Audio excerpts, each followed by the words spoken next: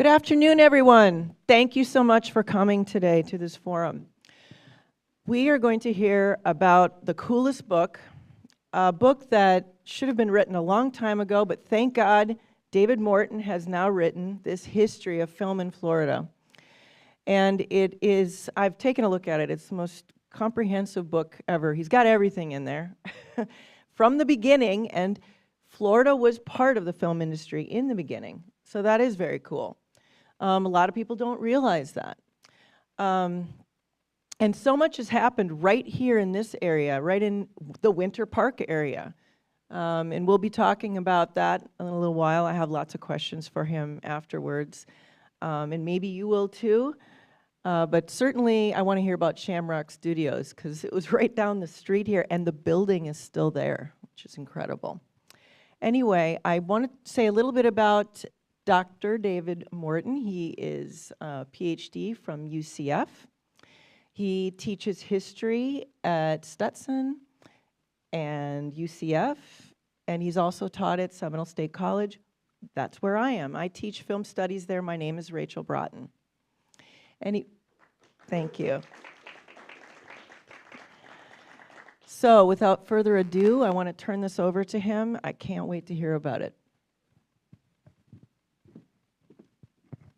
I'll just grab this one. All right, well, thank you so much, Rachel, and thank you for Tim for setting this up. I'm so thrilled to actually be part of the Florida Film Festival, which is also featured in my book. This is such an important institution and such a wonderful way to showcase both our local filmmakers and talent, and of course, just shows really why Florida has been in the spotlight for really as long as there has been film. And one of the questions that Rachel and I were talking about just before coming up here is what motivated me to write this book, and much of it had to do with the fact that I had not found any real comprehensive history of the statewide film industry. My own personal background is that I was trying to break into the television industry down in South Florida in the 2010s, and I slowly watched as it sort of lobbed off. And it left me asking a lot of questions about both what went wrong and also had the state been there before. And this is really where I found that Florida could be broken down into 5 different phases of film history, starting with its early day in the spotlight during the silent film boom of the 1890s to about the 1920s. And then as Hollywood became sort of this uncontested hegemon, Florida still was a very attractive secondary location for many of the mainstream Hollywood directors and filmmakers, culminating with Florida Springs becoming a really actively and very fascinating environment utilized for a wide number of very fun films that we're going to soon look at. And then starting in the late 60s and early 70s, there was a very concerted effort to prop up the statewide industry, culminating under Governor Bob Graham, with Florida becoming the 3rd most sought-after state for film and television and major industrial productions in the United States. And of course, well, there's a very rapid decline that comes at the turn of the century that we are going to also unpack. So without any further ado, what you're looking at here are, from my research, what I believe are the 2 oldest recordings of the state of Florida. February 15th, 1898, the USS Maine sinks in Havana Harbor. William Randolph Hearst, who was already well known for his New York Journal newspaper and for his efforts to drum up support for the Spanish-American War, connected with Thomas Edison, and they developed a device that they called the War Graph, and they sent some of the first war correspondent cameramen in film history down to Key West and then later Tampa Bay to record the funeral of the victims of the USS Maine. And also the other image that you see on my left and on your right is the exact moment that the United States declares war on the Spanish Empire. There's a whole wide range of other footage of Theodore Roosevelt and the Rough Riders embarking from Tampa. And this is really where that love affair with Florida and the motion picture industry begins. Over the next 10 years, most studios that are concentrated at this time in the New York City area are using Florida as a backdrop and secondary location The Ponce de Leon Hotel was a very popular location for a number of different travelogues that were being filmed at that time period. However, it was mostly a stopover, as a lot of these productions were often heading out to the Caribbean and the Bahamas from that point on. The big break comes in December of 1908, where three things happened that completely and utterly changed the motion picture industry in the US from this point forward. One, the winter of 1908, and this is a far gone thing now, is what's considered to be one of the coldest winters on record. And with cameras relying on at least some kind of moderate temperature in order to keep the crank running, to keep the film from ripping, that was one big problem. The other problem was that most of the films were being shot in glass-enclosed stages, and if the snow was too heavy, it was impossible to actually properly shoot your sequences.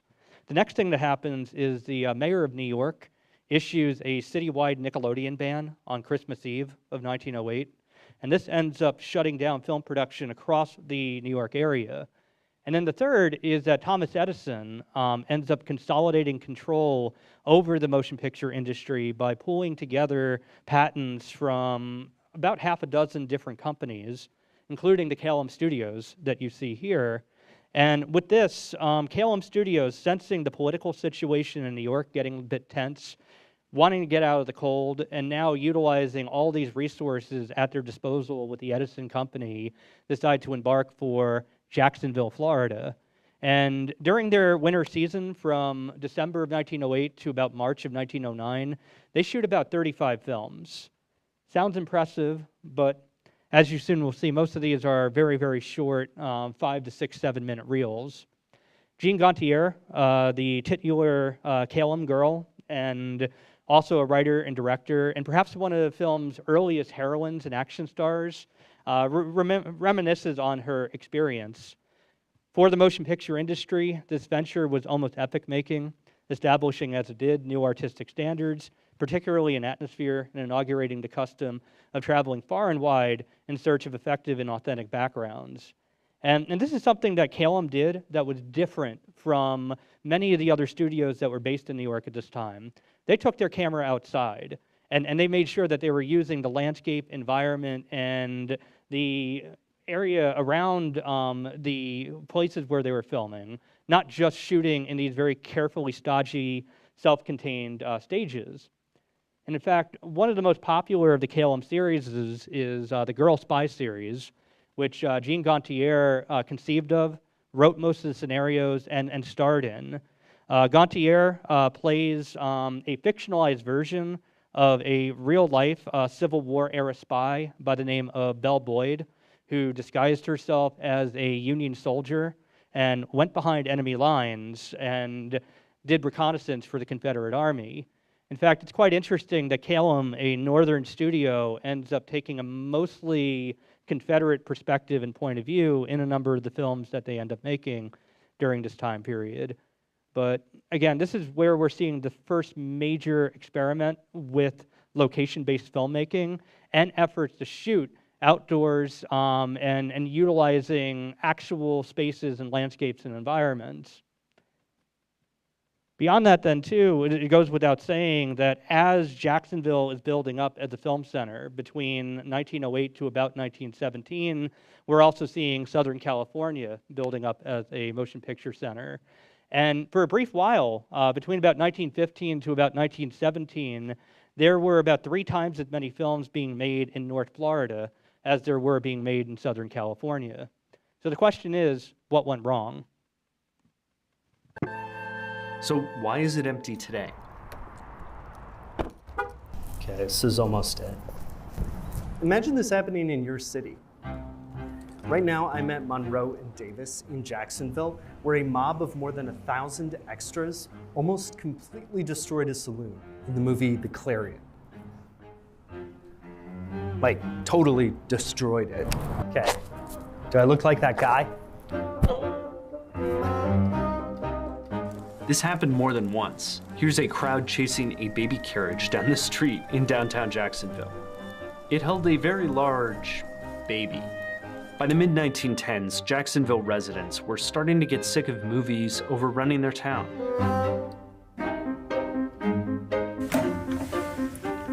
Jacksonville had extended a genuine welcome to film, like Vim Comedy and Eagle Film. The mayor was a film booster who thought film would bring a new era to Jacksonville. He had the support of every production company in Jacksonville, and the city was set to be a hub. He was up for election in 1917, a year after that big riot during the shooting of the Clarion. Businessmen were behind the mayor, and he asked the people of Jacksonville to vote for him and support the motion picture film companies he brought in. He lost. It was a vote against corruption, but also against the movies running wild through Jacksonville. During this time, Hollywood had grown a lot, despite being further away from New York. Mismanagement of companies in Jacksonville, World War I, and an influenza outbreak didn't help the Florida city. There was a lot of bad luck. After the 1917 election, a lot of studios closed up shop in Florida. The city had, in effect, voted against a future in movies. In the meantime, hit movies, like those made by legendary director D.W. Griffith, had made Hollywood a home for film. Hollywood was ready to be a movie town. Jacksonville couldn't make the jump. So that, of course, is just one part of the story. There's a lot more complicated elements that are at play.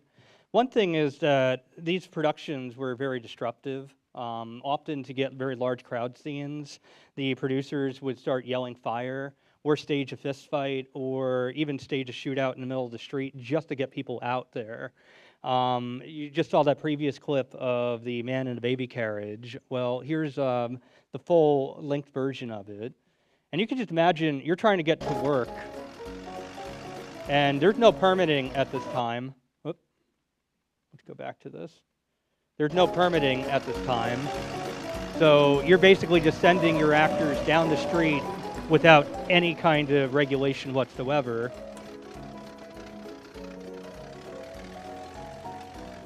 And if you're just trying to get to work, this is certainly going to get on your nerves.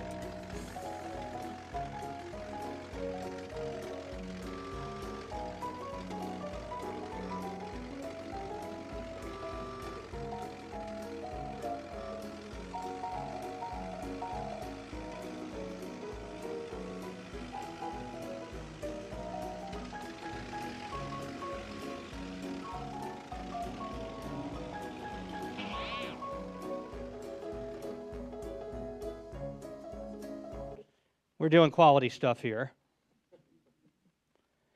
But there was also something a little bit more sinister at play, too. There was a very dark political turn that happened in Florida in the year 1916.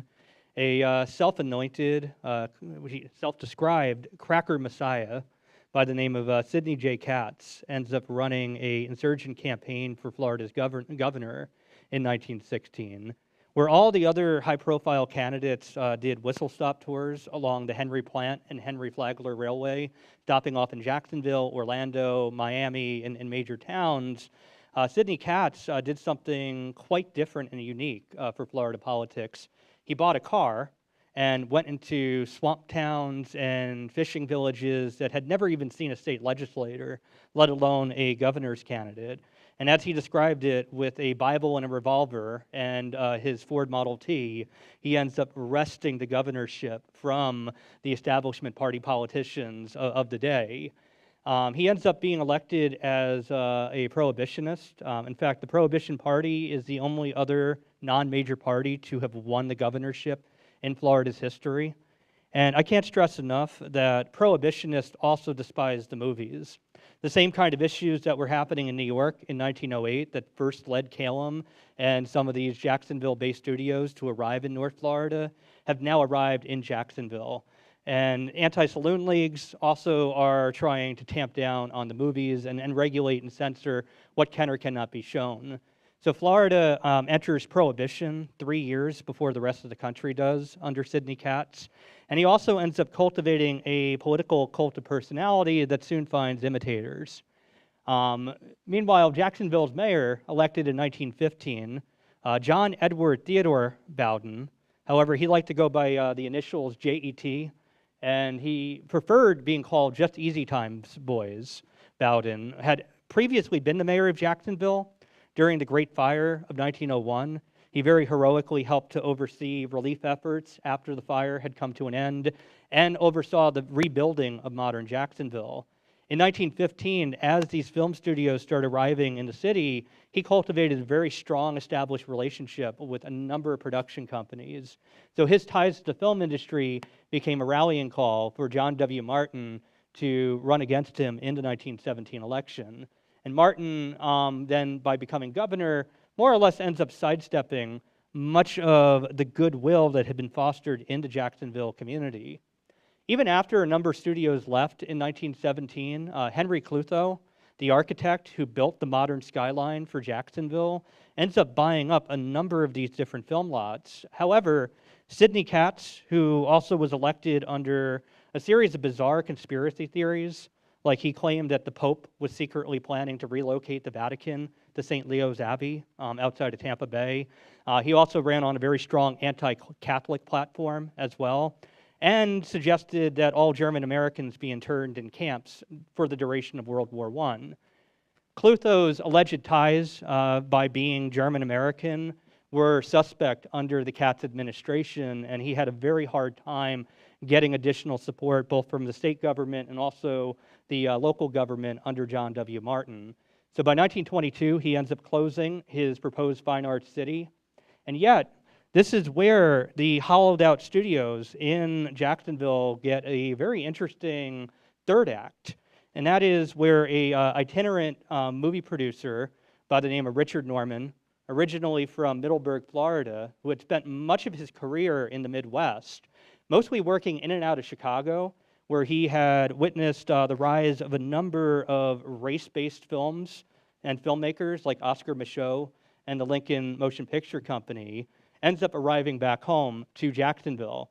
He buys out the Clutho lot, and he ends up creating the only studio dedicated solely to the production of race films in this era of film history.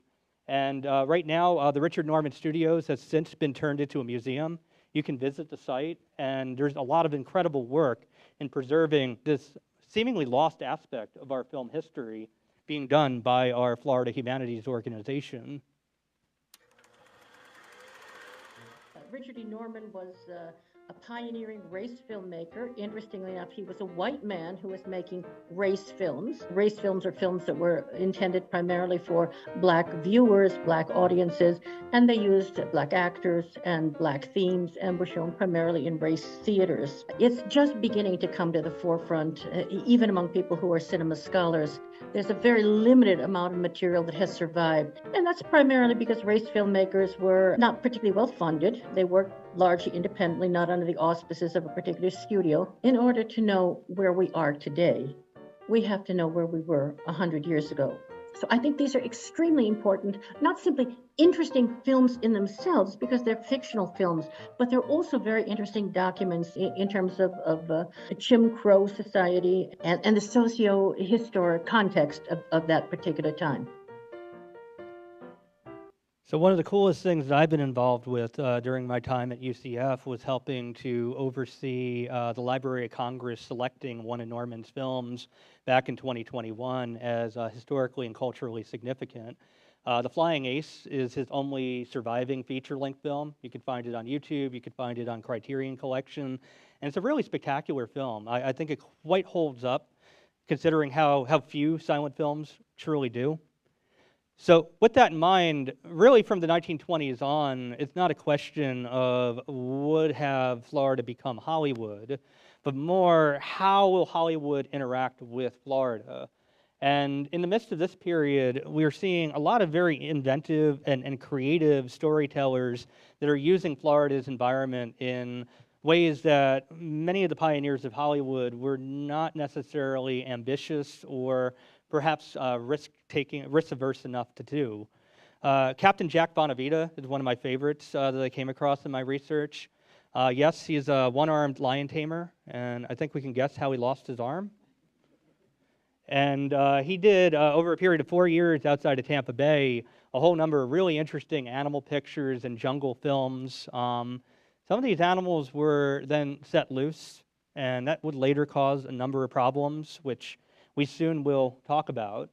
But really, throughout this period, it's not just Jacksonville. Tampa is beginning to build up as a film production hub. The mayor, D.B. McKay, was a huge film booster. Orlando had a very short, ill-fated dalliance with building a production studio, and made one film in 1922 called The Broad Road. After that, the studio never really found its footing. And then South Florida, too, had a couple major initiatives to try to build lasting film production centers. And then the 1926 and 1928 hurricanes came, and that did away basically with that dream. In fact, on the heels of this, D.W. Griffith, one of the directors that was instrumental in making the feature-length film popular to mainstream audiences, and one of the early founders of United Artists and Hollywood as a whole, got tired of Hollywood by the 1920s. He ends up building a studio in Queens, New York, and when he couldn't get the backdrop that he needed out of the New York City area, he ends up taking the train down to South Florida. And he ends up encountering a number of problems with the productions that he does there. One is that by this point, the film technology is not able to capture the brightness of the South Florida sun in the same way that it would later be able to. So Griffith would have a number of shots that he would think would be perfect, and then they would be overexposed when he would look at it in the final analysis. He also had a couple very disastrous productions. For example, one of his films, The Idle Dancer, his lead star, Clarine Seymour, somebody who was being set up to become one of these featured actresses for the United Artists, perhaps on the same level of Mary Pickford or Lillian Gish, ends up doing a very risky stunt sequence where she jumps from one coconut tree to another. She falls out of the tree, crushes her intestines, and survives long enough to finish the production, but dies about 3 weeks before the film ends up premiering, becoming one of the earliest and most publicized early film deaths in motion picture history. Griffith comes back again to film a movie called The White Rose, and while he's scouting locations out by the Bahamas, he and his cameraman, Billy Bitzer, get blown off course and stranded on a desert island. And it'll take the U.S. Coast Guard 3 days to find Griffith and half of his production crew. So again, not a very strong start for South Florida. But by the late 1920s, this is where we see another signal shift in both Florida politics and also the relationship with the motion picture industry. In 1928, Florida gets a new governor, Doyle Carleton, a Tampa-based real estate developer. And Carleton is overseeing a statewide economic collapse that happened in 1928 when Tampa Citizens United Bank goes under. So about 9 months before the rest of the country ends up going into the Great Depression, Florida was already there. Florida is always sort of ahead of the curve on a lot of the bigger national problems that we certainly are facing. And to help try to recover some of these lost revenues, he starts writing to film producers. He gets a bite with a director by the name of Henry King, who comes to Tampa to shoot Hell Harbor, starring Lupe Velez. You can actually see Lupe Velez here in the middle, Governor Carleton over here on the far end, and Henry King over here. And Carleton was so impressed with the amount of money that was spent in Tampa. The film itself was not a big hit, but the $1 million+ that was spent during the production was enough of a hit that he ends up turning to another real estate friend of his by the name of Trenton Collins to create a committee for the development of the motion picture. And I had a chance to go through most of Collins's letters in my research for this book, and it's a fascinating study of this era in Hollywood history. We're in the transition to sound. We're seeing the building of massive sound stages all across these different backlots in Southern California. Doesn't necessarily have to be in Southern California. And with the support of a governor who is very interested in facilitating a statewide film industry, this really could have ultimately gone some places. However, the biggest problem was that Collins ended up writing to a number of the wrong people. He put a lot of his bets on a disgraced Paramount producer by the name of Aubrey Kennedy, who in a number of the letters I saw warned him about working with this man. He was described as one of the best producers in the business when sober, but prohibition's over. He's not sober very often. Buster Keaton, who had fallen into a disastrous contract with MGM at the end of the 1920s, had finally gotten out of that contract and was looking to make a name for himself. He was also going through a lot of issues. When he arrived in St. Petersburg, it was later accounted that he did most of his work at the local bar, where from time to time he entertained customers by taking off his pants and sweeping the floor with them. So he was also probably working through some things. Even so, both Kennedy and Keaton managed to oversee the building of a production studio on Weeden Island outside of St. Petersburg that really doesn't get a lot of traction. Keaton's proposed film, The Fisherman, shoots maybe like one reel before he gives up on the production and leaves entirely. And Kennedy, for that matter, raises about $500,000 from local Tampans, oversees the production of 3 movies, and then just disappears and splits town. And all that is remembered of this is ghostly rhetorics and melodramatics of movie actors and cameramen who had the dubious honor of making 3 of the worst movies in cinema history. Thankfully, 2 out of 3 of these movies have not survived. Unfortunately for us all, one of them has, and I do have a very short clip to show you the quality that was coming out of Kennedy City in the 1930s. Get on! Get it over here! Get it off! Hey! Oh!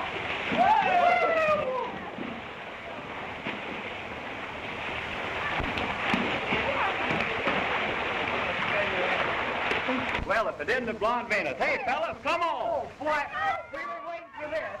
Gee whiz. Come on, get it off. Hurry up. What's the matter? Get over there. What's the matter? Get over there. Let's go. Let's go. Come on. Come on.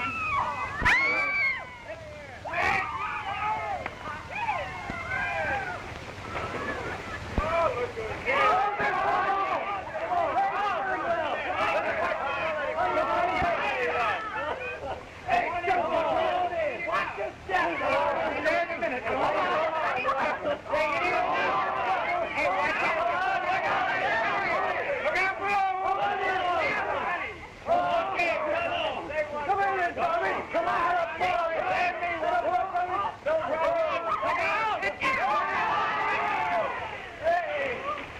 I mean, for what it's worth, it looks like they're having a lot of fun.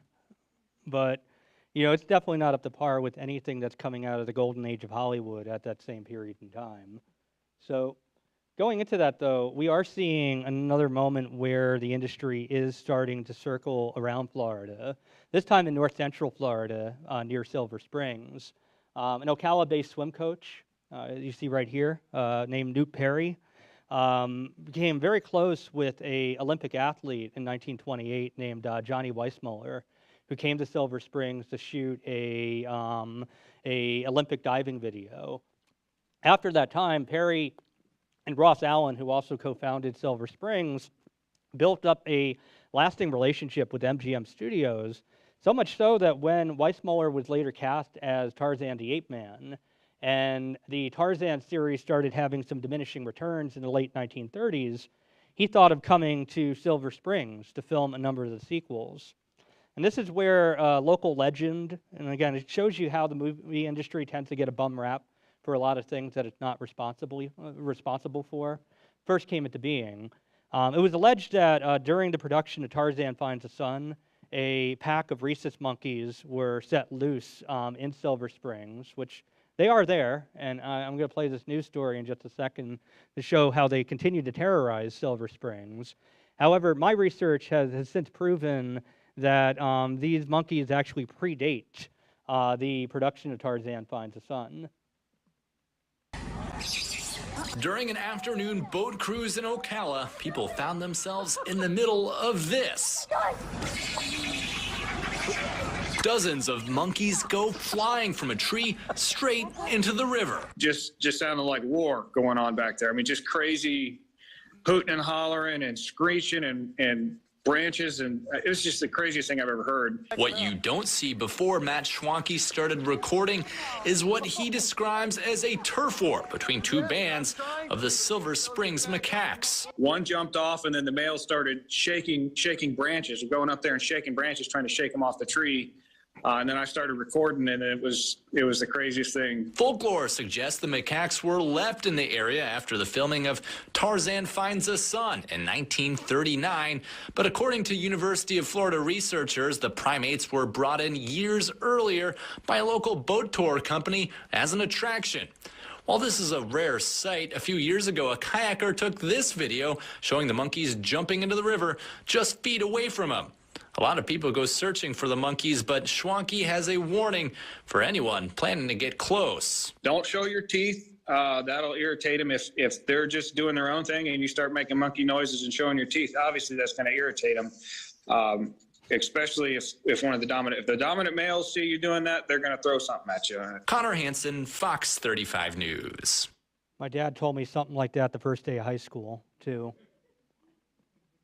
It worked. I'm still here. So that said, this is also where some of the most inventive and creative underwater film photography was being worked on, refined, and developed with Newt Perry as sort of the architect and overseeing these different productions. By the early 1940s, Silver Springs became a sought-after location for the clarity of its underwater photography. And Perry himself had also rigged together a pretty novel invention, a air hose that divers could use to carry out sustained underwater performances. He'll later use this when he founds Weeki Wachee Springs, and the Weeki Wachee mermaids and his underwater performers will utilize that hose, but so will many other underwater films throughout this period. And here's a British Pathé overview of these kind of performances and what they look like. Gliding smoothly along the tree-barred reaches of Silver Springs, Florida, you come face to face with one of nature's miracles. The water is limpid and crystal clear. It's a perfect setting for submarine photography. But if you must take underwater pictures, you can't be over careful. The main essentials, of course, are a watertight camera with special lenses. Thus equipped, you can wander about at your leisure, looking for subjects for your album. Our cameraman was exceptionally lucky. He happened to be strolling along the bottom when members of a touring underwater show were rehearsing some of the tricky bits. And did he dry up? Yes, he just didn't. The stroke the girls use is a kind of crawl, but it's one of fate's kindest strokes for our picture hound.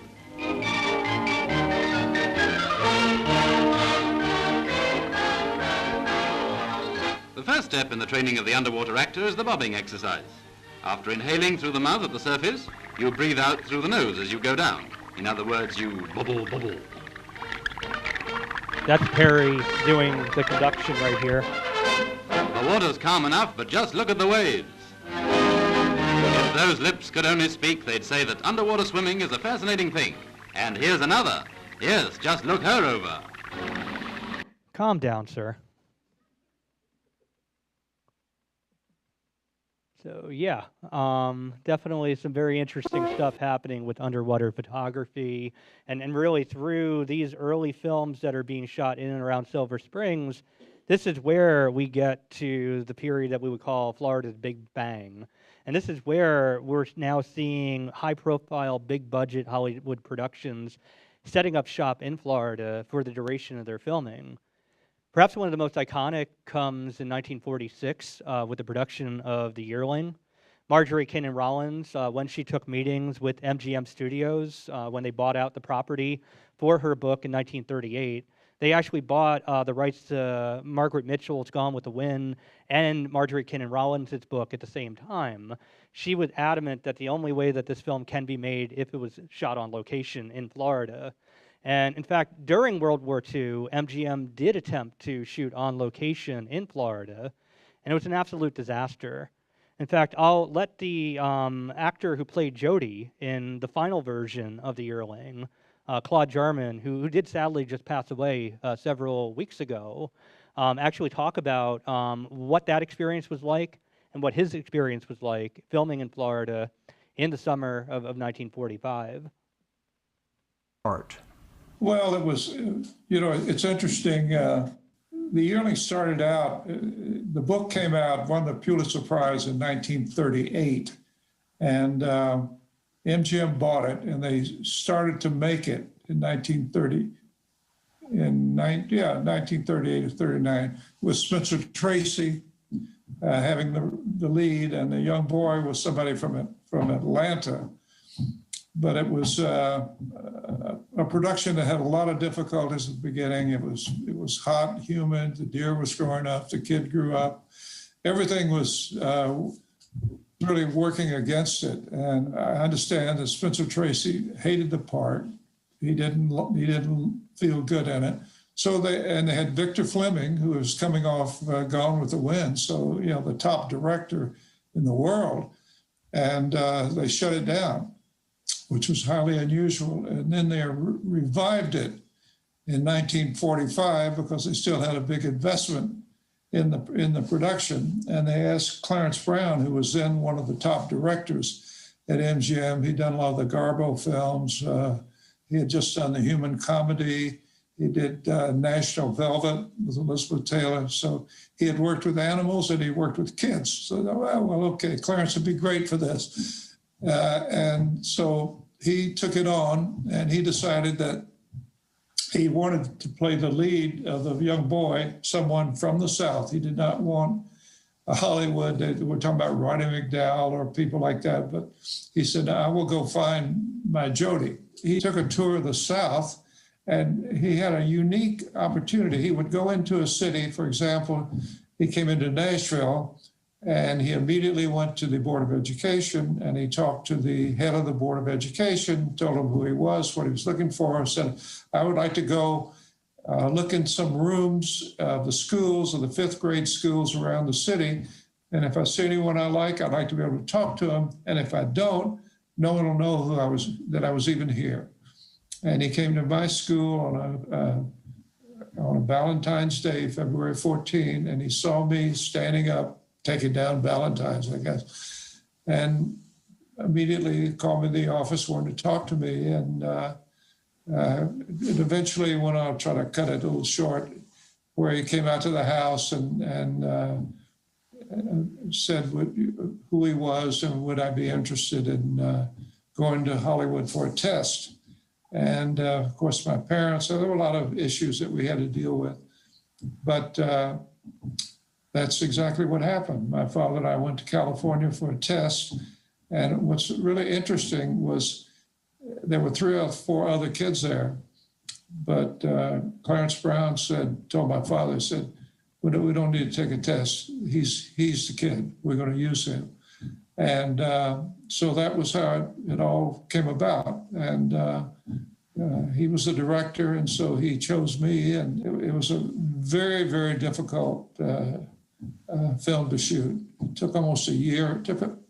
From the time we started in April until the following December. So you're looking at a year and a half before it ever came out. Well, you're a tall string bean of a guy anyway. Now, were you growing as fast as the fawn, as the deer was growing, the yearling? Yeah, I was growing, and I probably grew 4 or 5 inches, during that period.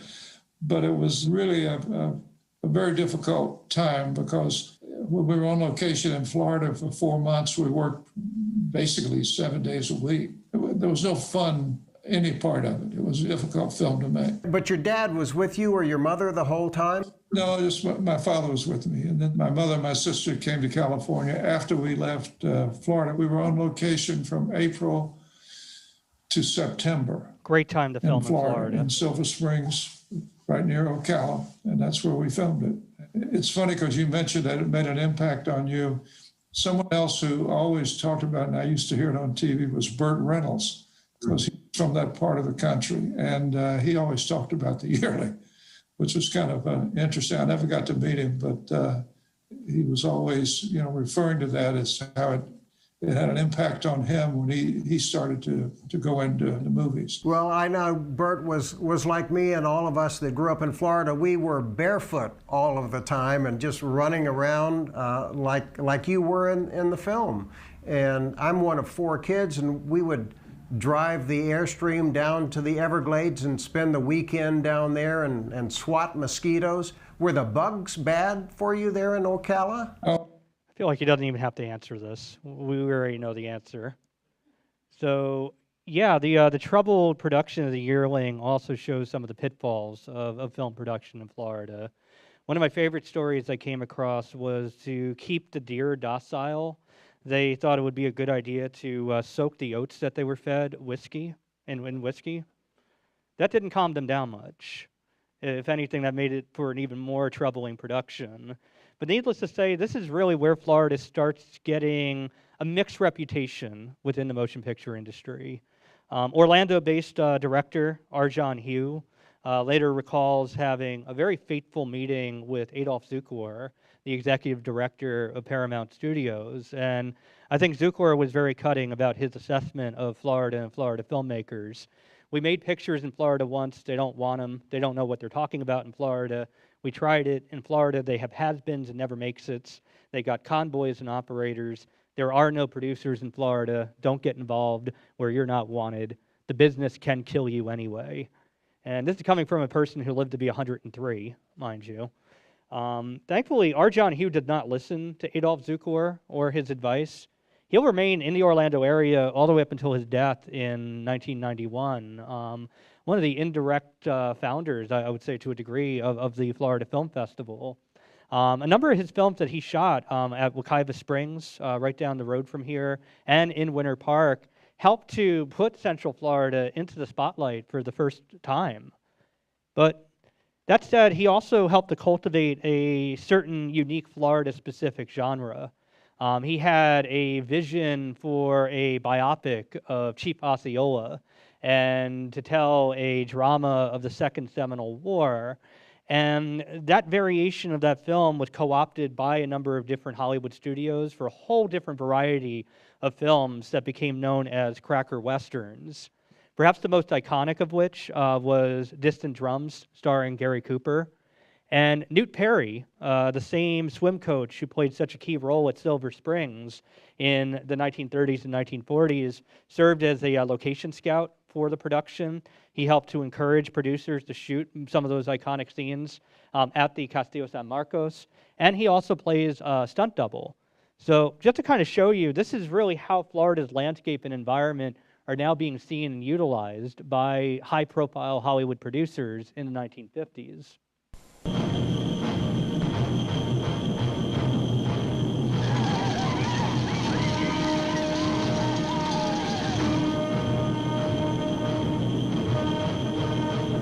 Across the Florida territory ablaze with the long and bitter Seminole War, the famous jungle fighter, Captain Quincy Wyatt, leads a battalion over the peninsula to the Gulf of Mexico to destroy a Spanish fortress and bring the conflict to an end.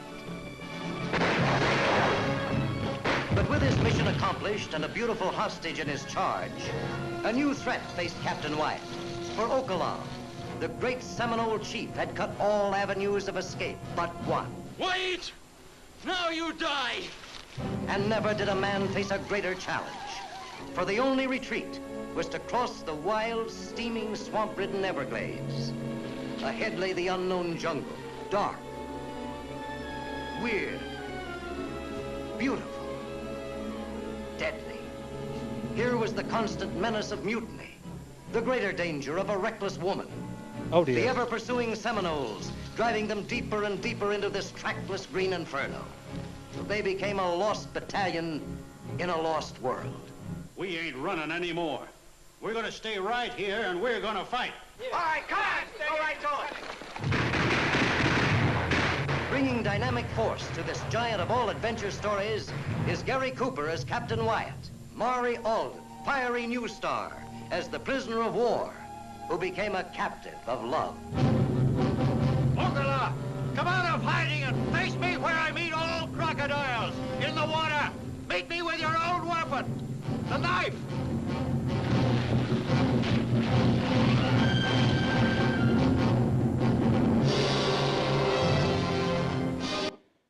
Oh, yeah. Right now I'm teaching a history of Florida film course, and I've assigned movies like this. Some age better than others, and this one usually I have to give some disclaimers for. One very cool thing is Newton Perry actually helped to choreograph that underwater knife fight scene between Gary Cooper and Chief Ocala. Beyond that then, too, another fun fact about this movie, Perry plays a stunt double that gets killed about, I think, a total of 30 times throughout the entire production in all kinds of horrifying ways in the Florida Everglades. But perhaps most famously, a singer by the name of Sheb Woolley recorded a scream that would later become known as the Wilhelm scream, that Steven Spielberg and George Lucas would use for every time a stormtrooper or a Nazi were shot in Indiana Jones or Star Wars. But the first time it was used was actually in Distant Drums, and it went along with Newton Perry being dragged underwater by an alligator. So I feel like I owe you that clip, at the very least.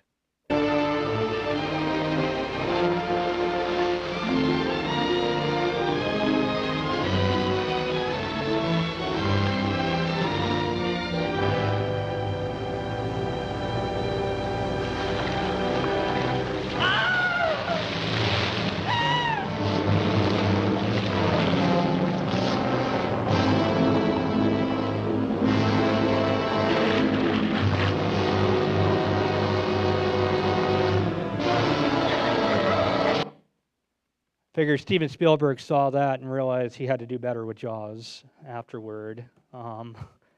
So yeah, some interesting stuff coming out of here by the 1950s. And in fact, just to kind of build on that, Perry got injured during his work as a stunt double. And when Universal Studios came knocking in the mid-1950s looking to create a creature feature, he decided to take a step back and actually allow producer William Allen and director Jack Arnold to meet with a protege of his who had worked at Weeki Wachee Springs and had been a lifeguard at Silver Springs, who at the time was studying at the University of Florida. And Enrico Browning, without any kind of cue from Newt Perry, ends up agreeing to pick up this high-profile Hollywood director at the airport. And this will both change his life and really the future of Florida film from this point forward. It Came from Outer Space had been produced in 3D, a process then at the height of its popularity. Since no 3D film had yet been shot underwater, it was a foregone conclusion that the Black Lagoon would literally leap off the screen.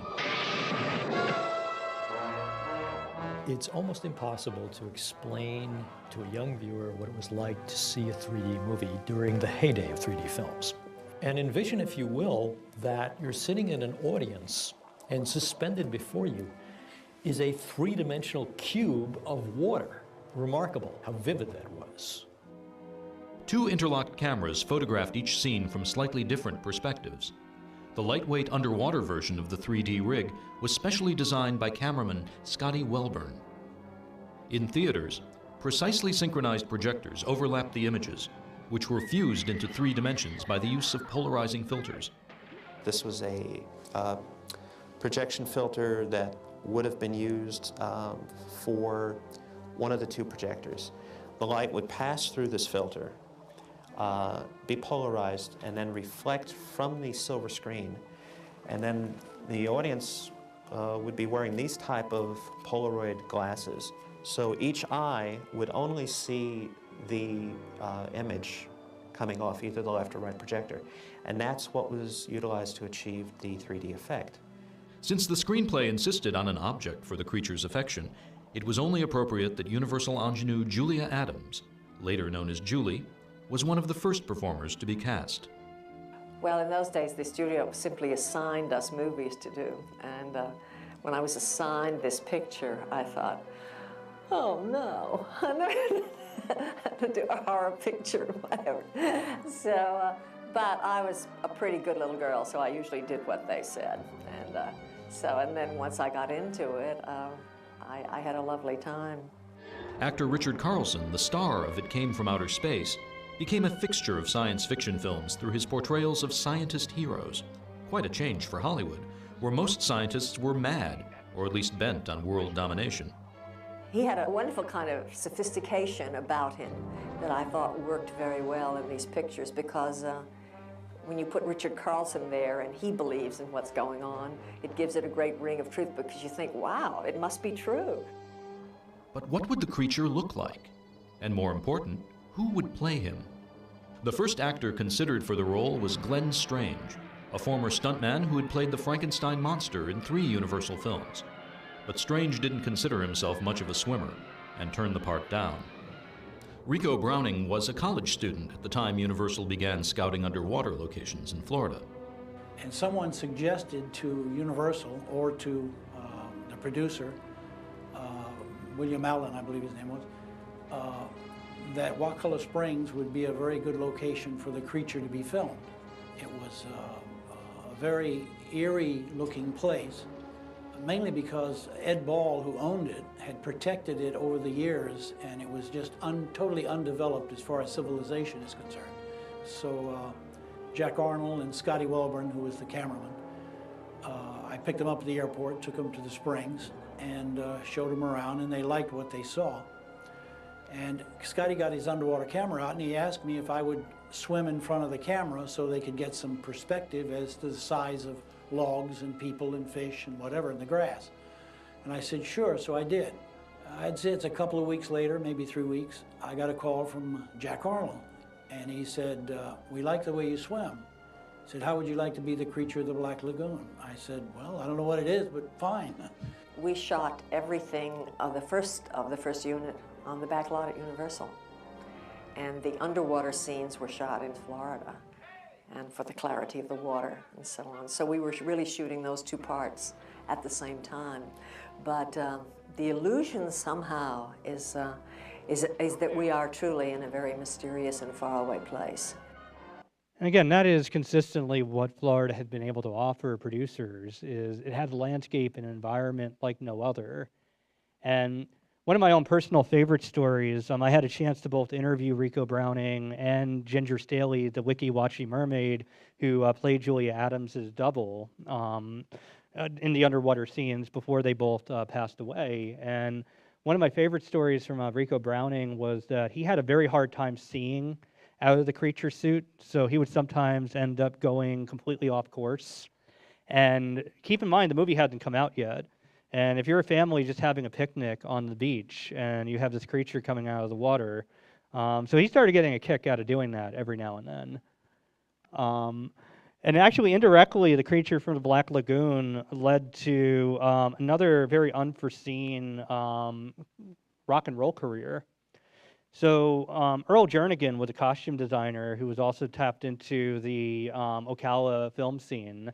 And Jernigan helped to make the creature suit a little bit more bearable for Rico Browning.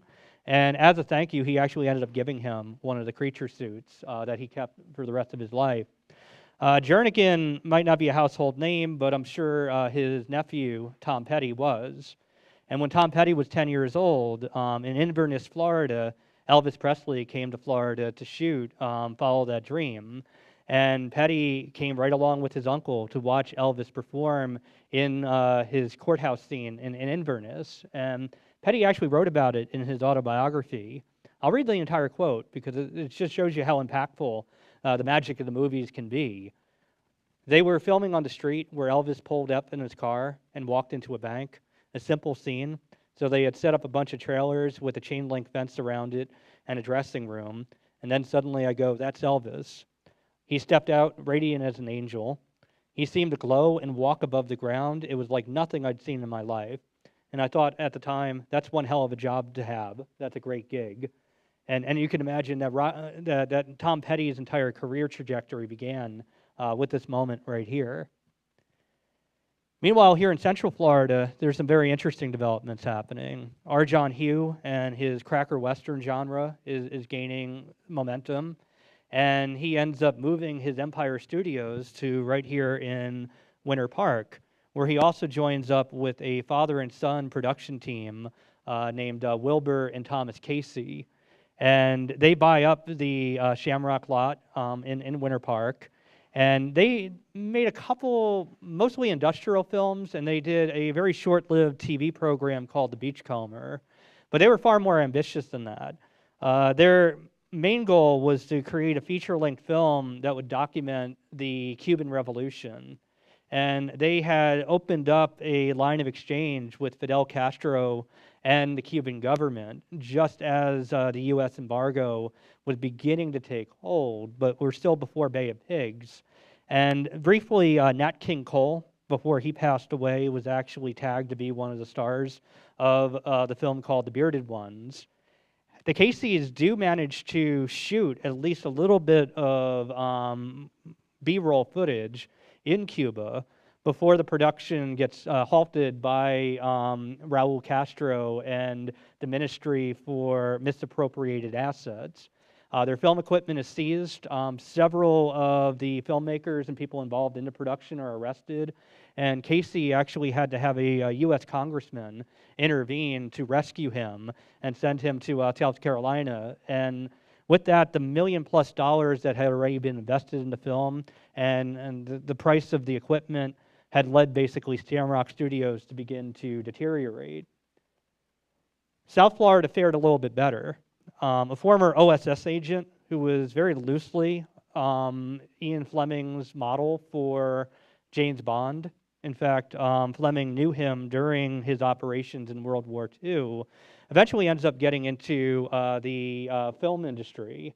And Ivan Tors in the late 1950s was perhaps best known for Zib Television's Sea Hunt, starring Lloyd Bridges. Rico Browning actually, in fact, gets a job as a underwater stunt double, doing a whole number of different scenes, basically doing what Newt Perry had previously done, being the heavy who ends up dying in a bunch of different unforeseen sequences. After Sea Hunt completes its run, Browning, looking for a new career change, considers actually becoming a novelist. And he writes a treatment for a book, and he was having a very hard time getting interest from publishers. And this is where he then turns to Ivan Tors for some additional help. And this is where another iconic Florida film will soon be born.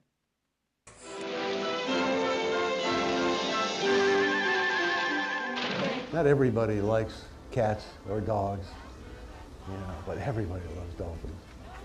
They create their own magic. You say flipper to anybody, even today. It's an amazing situation. You can talk to somebody probably from Siberia and say flipper, and they know what you're talking about. That is really a testament to Ivan Tors and his imagination. Yes, Flipper is a story with a new kind of hero. You may not understand everything he says, but he will steal your heart without saying a word. I came home one day and my children were sitting in the living room watching Lassie. And so I sat down next to them and I was watching it, and from things that have happened to me in the past with dolphins, I thought, why not do a show about a boy and a dolphin, like on the Greek coin? And that stuck in my mind. So that was the beginning of getting something down on paper about Flipper. Jack Cowden and myself, we wrote a short book titled Flipper. And I went to New York to have it produced as a book. And I spent my last $100 after I got to New York. I had one company interested, and I had drawings done of the Flipper laying on the beach with a Band-Aid on his side, with a spear sticking in him, and all different things that matched the book. And I came home and I never heard from him. Well, we had finished Sea Hunt, and I called Ivan. I said, Ivan, would you do me a favor? He said, what? And I said, we've written a book, it's called Flipper, and I'm trying to get it produced as a book. Can I say you as a producer are considering it as a movie? He said, okay, but send me a copy. And I called New York and I said, are you going to do this as a book or not? They said, well, we'll get back at you. Never heard from them. A few weeks later, I heard from Ivan. He called. He said, Rico, he says, I like the story. Let's make a movie. So then he got with MGM, got financing, and we made the first feature, Flipper. So, of course, the feature then became an iconic NBC television show. And beyond that then, too, this is where we start seeing the beginning of a major TV boom in South Florida. All the other major networks soon follow, most notably CBS in 1964, under the urging of Jackie Gleason, who already liked Miami quite a bit. All his favorite golf courses were nearby. And he manages to convince CBS to build him a studio. And, well, he arrives in Miami in only the way somebody like Jackie Gleason would. Out of the blue, Jackie Gleason decided he didn't want to do a show in New York. He wanted to do it in Miami. When we're doing a honeymooners, I had a big contract for that for 2 years. And after the first year, I said I didn't want to do it, and they didn't believe me. They thought I had a job somewhere else. And finally, they realized that I just didn't want to do it. And when they approached me to do another show, I was in California making a picture, and I said, all right. I said, but I want a train that goes to Florida, because I had come down here and played golf and liked it, and I figured, might as well go to Florida and do the show, play golf all the time. And they went for it. What was on that train? Everything.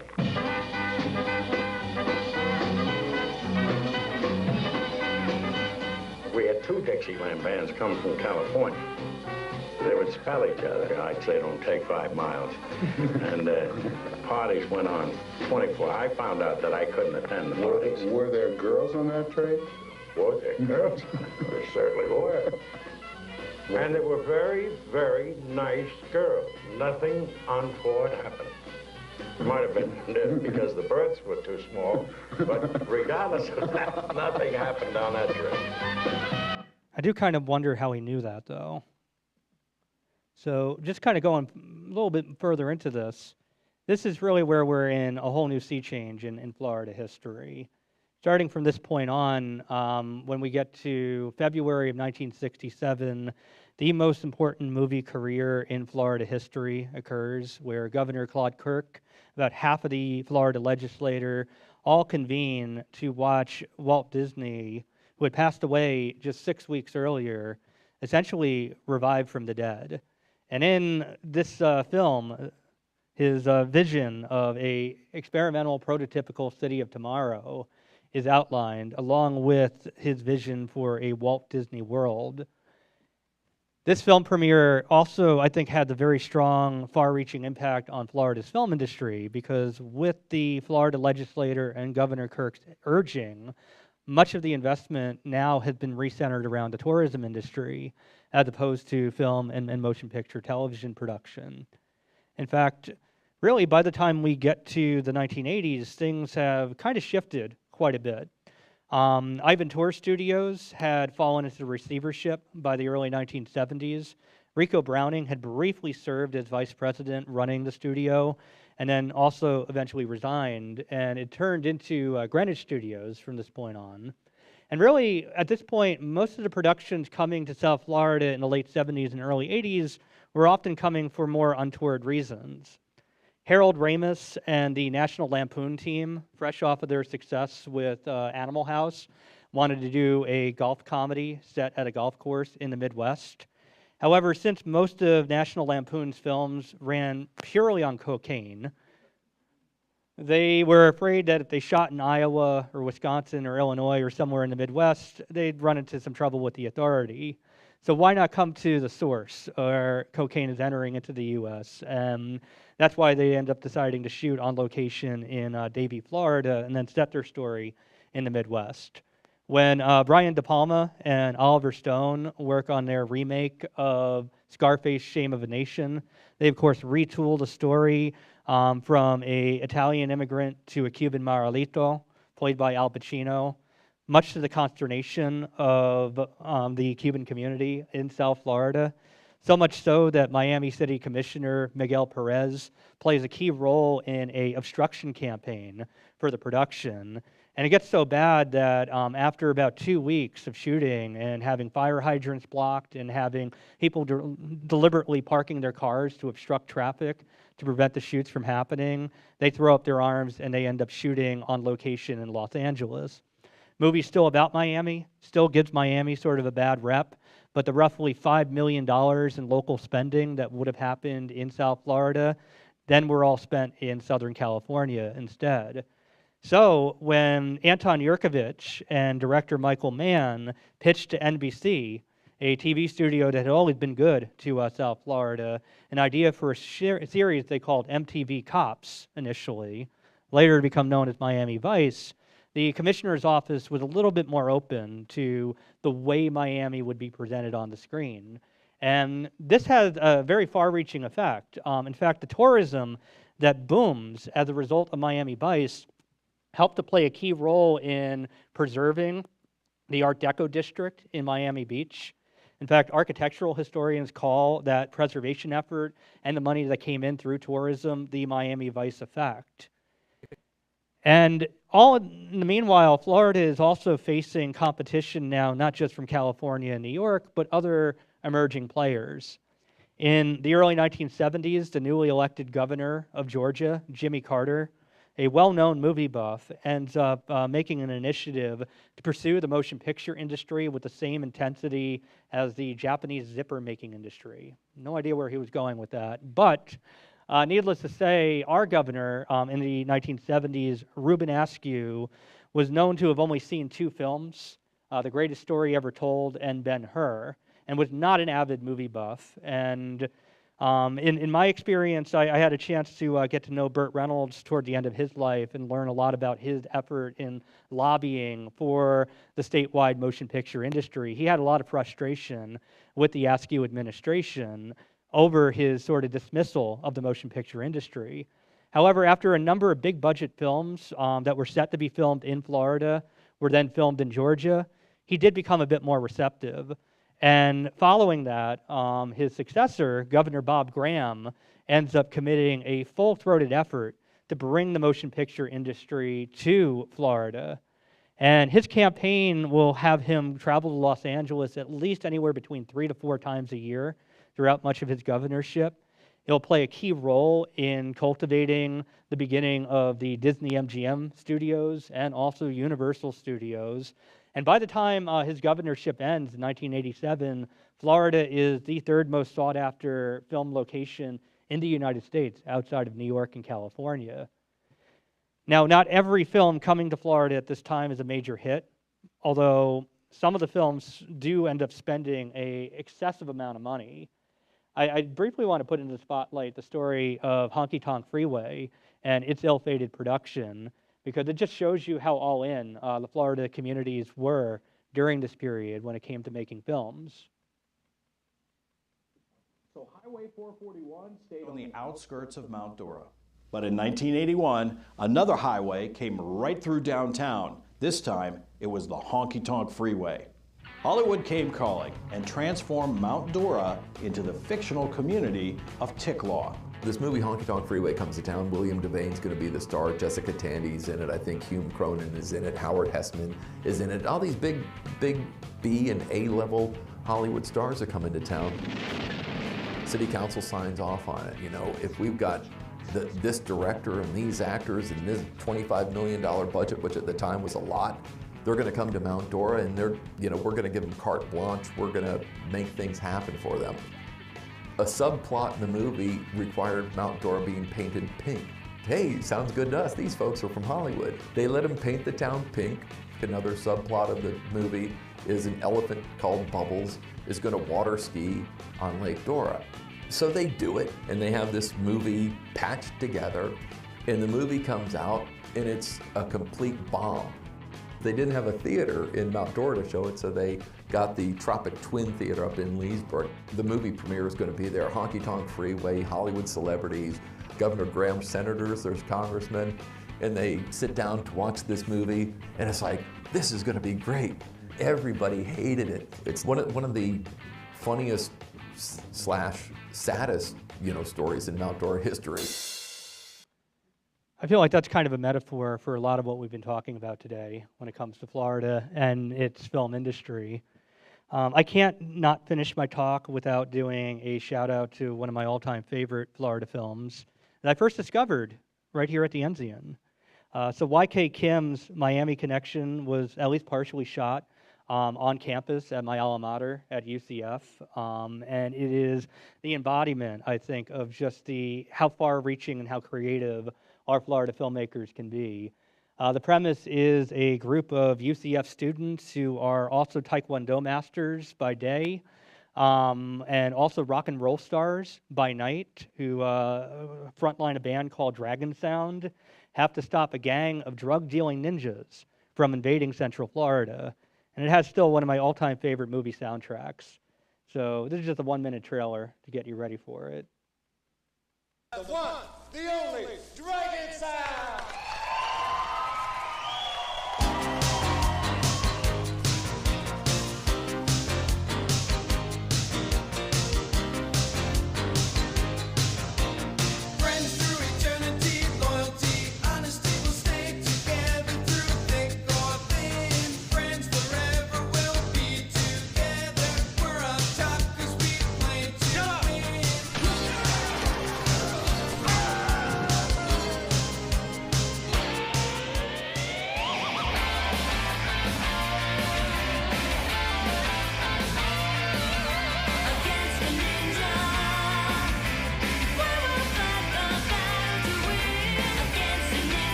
You won't be the same after you see this.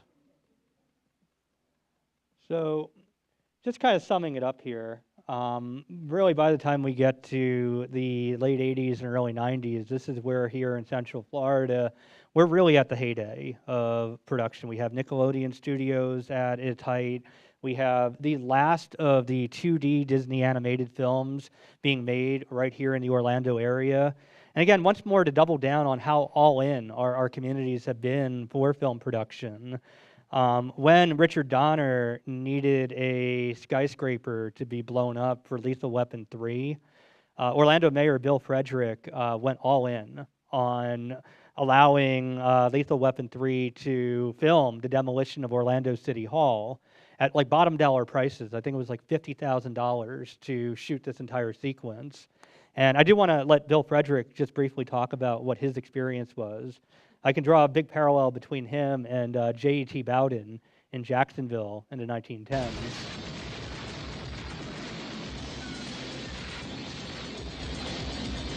We had decided to build a new city hall, and we actually completed the building, and it was surrounding the old city hall, and we had to take that down, and the way they decided was to blow it up. So we ended up selling it to the people that were filming Lethal Weapon. And we had Mel Gibson and Danny Glover and a ton of people that surround those kind of activities. But they were just really nice people, very friendly, very accommodating. And the night that we actually blew up the building, Danny and Mel did the stunt. They came running out the front steps just as the gas and all of that stuff. That wasn't actually the building going down, but the simulation of it. They made it look like that. They came running out the front, jumped over a car that was parked. We came down in a truck. There were several of us. I was dressed up as captain of the bomb squad, who had been called. And I had my one speaking word in a movie, and that was bravo.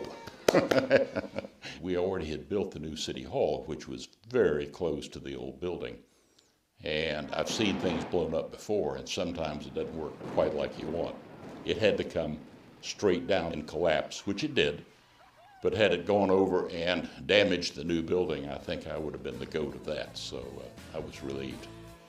It was a fun episode. You don't get many of those, but it was one that we look back with fond remembrance. I love that he just casually mentions he's seen things blow up before, and then just keeps going. So, needless to say, even in spite of this heyday, all good things do come to an end. And at least for my assessment, I see a lot of parallels between what happened in Orlando in the 80s and 90s to what was happening in Jacksonville in the 1910s.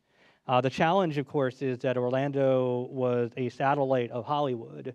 So a production like Lethal Weapon 3, I think, etches some of the biggest challenges. The team comes, they literally blow up the town, and then they leave back to Southern California afterward. Jacksonville could never break free of its New York-based influence, and neither could Central Florida. Beyond that, then, too, I think it's very much worth pointing out, throughout the 2000s and 2010s, Florida is certainly not a backwater within our national film industry. And we have all kinds of emerging premium television programs that are shot in Florida. We have so many different Academy Award-winning iconic films that I think we really should take a great deal of pride in.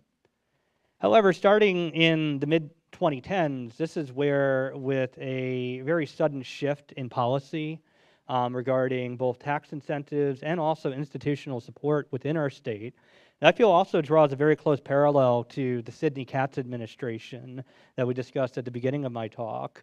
We've seen a very sudden and marked decline in at least support for industry-based productions here in Florida. It's estimated by Film Florida that over $2 billion in local spending has been effectively lost as a result of productions that are about Florida, are set in Florida, but ultimately filmed elsewhere as a result. And in fact, it's become, to a degree, almost an industry punchline for a number of programs and films that have come out recently that it's set in Florida, it's about Florida, it uses very uniquely Florida quirks, but it's filmed elsewhere, either in Louisiana or, worst of all, in Georgia. And just to take us out, I have one more clip. This is an interview with Burt Reynolds in 2018, in which he briefly outlines part of his frustration to this sea change that has started to happen within the Florida industry.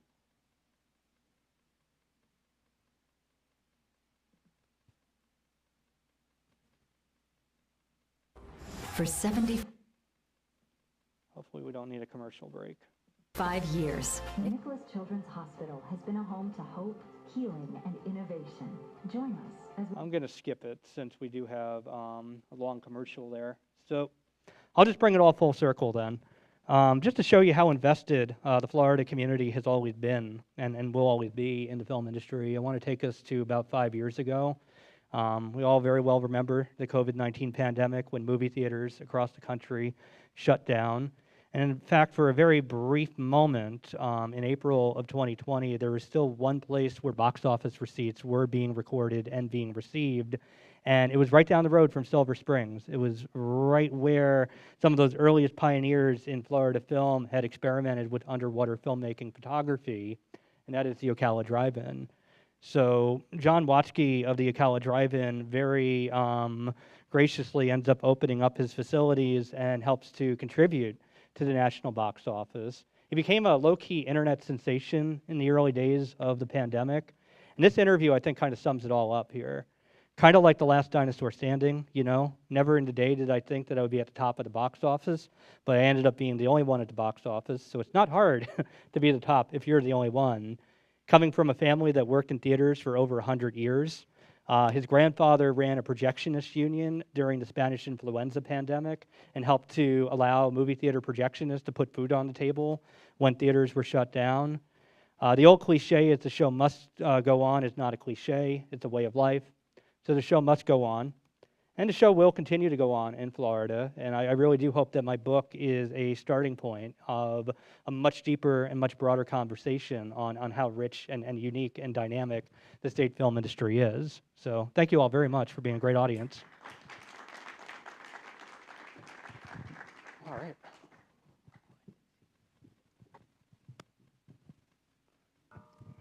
Thanks again to David. Is this hot? I think you have to speak a little deeper into it. Okay. We have less time than we thought we were going to have because we have to be out of here in a few minutes. That doesn't mean that he can't answer everybody's questions. What we'll do is once we have to leave, we can move this outside. Okay. We can have the book signing out there as well. We can continue it if you have any more questions for him. David, you can hang around with us? Yeah. Yeah, cool. So I just have a couple questions to start it out, and if you want to ask, we do have a few minutes, so if you have a question you want to ask, there's a microphone right up here, and you can line up there and ask your questions. First of all, I want to say, what inspired you to write this book? I mean, when did you get interested in film, particularly film in Florida, and how did you get started, really? I know you answered a little bit of that when you were talking, but yeah, be more specific. So, I mean, I briefly wanted to become a filmmaker myself, and I experimented with independent film back in college. I had a mini DV camera, and I was the guy with the camera. So I was shooting all kinds of skits at my university in Pennsylvania. And a very good friend of mine in college who did a bunch of these different skits with me just so happened to land in Jupiter around 2009. And he started working with Burt Reynolds at his acting school. So there was a school called BRIFT, the Burt Reynolds Institute of Film and Theater. And my friend actually looked a lot like the actor Robert Mitchum. Even Burt Reynolds made that commentary. So he's like, hey, you're a history guy, you're a writer, write me a screenplay about Robert Mitchum, and we're going to go down and make this a pitch.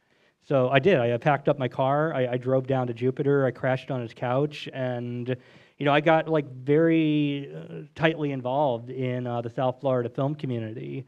I just saw how passionate, fascinating, and engaged it was. And of course, my life ended up going down a different path. So Rachel and I both have participated in the same PhD program. But my love of film, and especially my love of what had been done here in Florida, never entirely went away. So starting in the 2010s, as I watched as one production after the other was packing up, I started asking, like, well, has this happened before? And that's where I learned about the history of North Florida and Jacksonville and Richard Norman Studios. And, you know, what do they say? History doesn't repeat itself, but it does rhyme. And when I was scrambling for an idea for a dissertation topic, that's really where, and actually Dr. French right here, who was both of our dissertation chairs, helped to push me along into this bigger discussion. And it just became a rabbit hole obsession that, like, the deeper I went, you could see I cut this short. There was a lot more I could have gotten into here. Yeah, the book is so involved, my gosh. So my other question quickly is, I want to ask about Shamrock Studios. You talked a little bit about it, but it was located just down 1792 behind Holliana Plaza. If you guys go to that Publix, you know what I'm talking about. And the building is still there. I don't know what it's used for. It's some kind of industrial... Like a warehouse. Warehouse, right. But how long was it in existence? How many films were shot there? Oh, that's a very good question. So I don't have the exact number of total films, and it did also pass hands. After the Caseys ended up losing control of their studio, our John Hugh, who I mentioned before, actually helped to oversee Johnny Tiger, which was probably its most famous film in 1966. That was mostly shot in and around the Shamrock Studio facilities, and that was Paul Wenkos who directed it. Yeah, and I really like that story because I feel like the story of the Caseys is very emblematic of the film industry. We're often left with stories of either successful productions or even just very fraught productions that all's well that ends well. And a lot of the stories that I include in my book include near misses or films that were never made, like Buster Keaton's The Fisherman, that could have perhaps jump-started his career in the 1930s instead of leading to that 1960s renaissance that he had later on. So, you know, I think that's really one of the big recurring stories that we see here in Florida, is about all these different missed opportunities and chances and what-ifs. For sure. And I have one last question. Actually, it's a quote that I pulled from the book that I thought was pretty interesting. Somebody was saying to Governor Caldwell, I'm not sure what year this was, but 1950s, yeah, or 40s, sorry. Okay, and I think you maybe started one of the chapters with it, but they were warning Governor Caldwell and saying a California studio within a half an hour could obtain 300 one-legged redheaded girls or 72 camels with or without humps. Florida would have difficulty matching that. In other words, it's not worth it. Don't go there. They can't handle the redheads. They can't manage a big production. I think that sort of, doesn't that just represent everything about what you were saying, you know, that it got this reputation that Florida just couldn't handle it, so. Well, I mean, the way I see it, and this is really what I love about the book and the story I tell, it's an underdog story, isn't it? Florida constantly is underestimated, I think, and the local talent that we have is so deep and so rich. I mean, the fact that we have so many film schools right here in our state, and we have such a robust amount of local talent, it shows that the industry often doesn't know what it's talking about. And a lot of times that focus on the bottom line and that very corporatized approach to motion picture production, it's anathema to what was being done in Florida and what is being done in Florida. So that is, I think, maybe like where things are such an interesting challenge is that, and this is what this film festival does, it helps to showcase local up-and-coming talent who are willing to stretch the narrative and not do filmmaking by committee, but tell very deep and personal and rooted stories. And I think the mainstream industry sometimes doesn't know where to put Florida when it comes to that. And I think that quote very well sums up exactly the way Florida has and continues to be misunderstood. So we have to change the narrative, right? Flip the script. Flip the script. Question, yes. Yes, I really enjoyed your talk. Thank you. And I grew up in Miami, so it was all about Flipper when I was growing up, and all about Jackie Gleason And whenever you went to Miami Beach, you just saw big signs of Jackie Gleason there. You didn't mention a movie I remember when I was growing up that was filmed down there, which was High Hopes with Frank Sinatra. Oh, yes. And I remember I liked that movie. And also, maybe you mentioned this, but Golden Girls, was that filmed down there? So Golden Girls was filmed in California, but I mean, every now and then they would do some B-roll, and every now and then they would bring the cast to shoot a couple scenes. But yeah, no, Frank Sinatra had a very interesting relationship with Miami. He did a number of films, Hole in the Head with Frank Capra, and he also did Lady in Cement. And I think even The Detective was partially shot in Miami too. And initially when he came, he kind of was a bit of a menace from what I read in the Miami Herald. He was causing all kinds of issues at the hotel, like trashing the room and not necessarily being the best guest. But when he comes back around in the 1960s, things were a little bit more copacetic. So yeah, I do mention that a little bit in my book. But yeah, Sinatra definitely had a very interesting relationship with South Florida. Thank you. Of course. Okay. Another question out there? Right here. Yes. Oh, wow.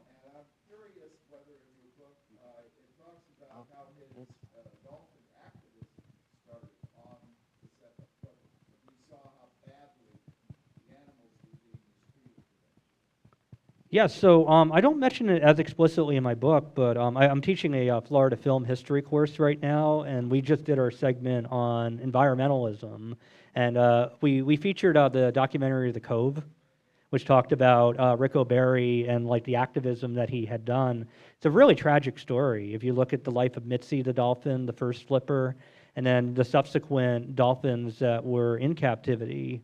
And that's something that I do certainly put a little bit of a highlight on. But as you can see with this book, it's a very small sample of a much bigger and broader conversation. And do we have time for... Can we do one more real quick? Yeah, go ahead. Hi, so this is a broader social question, and do you think a lot of the filming in Florida was based on sort of the trend of social aspiration and looking at Florida as an ideal vacation location and using that as film, not just a place to film? Yeah, so I mean, that is, I think, what makes Florida such a compelling place. It's not just a location, it's not just a beach, it's not just a swamp that you're using as a backdrop. It's often a state of mind, and it's an idea. And it has so much range and diversity, too, whether you're looking at, again, the tourist communities along the coastline, the retirement communities, again, the swamps and the Everglades. All of it is sort of this like contrast, right? Florida, very much for much of its history, was a frontier state.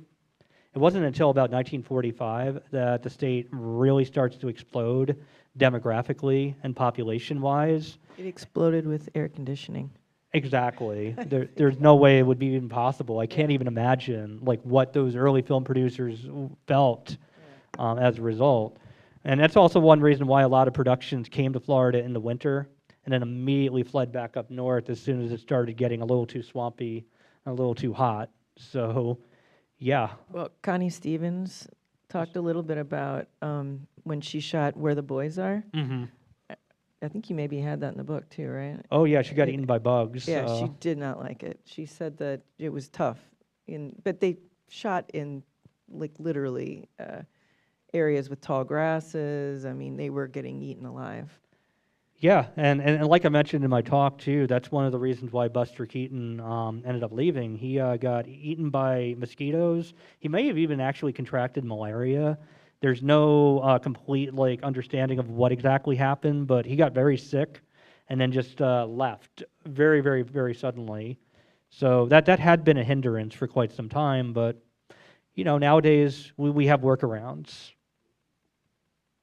Bug spray. Any other questions before we head outside? Where's Pete? Can he do any book signings here, or we do have to go out? Oh, we okay. got 30 minutes. Oh, okay. Oh, I didn't realize we had that much time. Okay. So no more questions, but we'll do book signing? Okay. So if you would like to buy a book, you can come on up to this. Yeah, come up this side, use the ramp, and David will stand here. Well, he'll be at the table. Yeah. And I can answer your questions you up can front, maybe too. squeeze in a question, yeah. Thank Again, you. let's thank David one more time. This is so great. Yeah, I realized everybody's running like way over time. That's all good.